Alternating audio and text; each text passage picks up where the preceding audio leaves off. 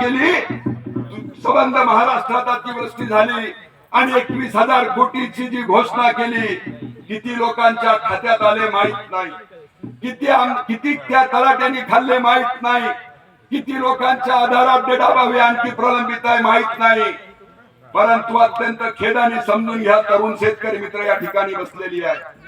अरे 21,000ची मदत केल्यानंतर तुम्ही आज जाहीरपणे या राज्याचे कृषी मंत्री माननीय भरके साहेब सांगताय की आम्ही ती सिडसा नावाची योजना असेल, कृषी तांत्रिकच्या संदर्भामध्ये घेतलेला एआयच्या संदर्भातला निर्णय असेल किंवा कृषी समृद्धीची योजना असेल, ज्याच्यामध्ये काही शेकडो कोटीची तरतूद करणं अपेक्षित होतं, जे माननीय अजितदादा पवार जाहीर भाषणामध्ये अभिमानानं सांगतायत की आता केवळ सही आणि वाचता लिहिता येणारा साक्षर नाही, केवळ कॉम्प्युटर चालवणारा आता साक्षर नाही, आता एआय ची टेक्नॉलॉजी आलेला माणूस आता साक्षर असणार आहे आणि ती टेक्नॉलॉजी आमचं सरकार आणणार आहे. म्हणून आम्ही याच्यामध्ये तरतूद करतोय, अशा वल्गर घोषणा करण्यामध्ये माहीर असणारे अजितदादा मोठे शहाणपणानं सांगताय.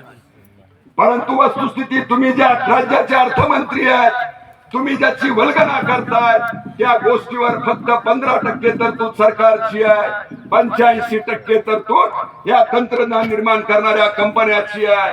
पण आज तुम्ही अर्थमंत्री म्हणून 15%ची तरतूद सुद्धा करू शकत नाही. ही लाजिरवाणी गोष्ट आपण सगळ्यांनी लक्षात घेतली पाहिजे.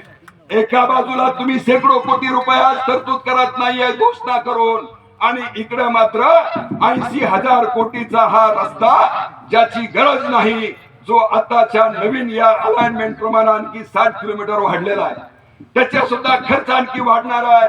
वास्तवात येईपर्यंत किती लाख कोटी पर्यंत हा खर्च जातोय, याची तरतूद तुम्ही कुठून करणार आहात, हा खरा प्रश्न महाराष्ट्रातल्या तमाम सुशिक्षित शेतकऱ्यांच्या तरुण पोरांनी आता विचारला पाहिजे.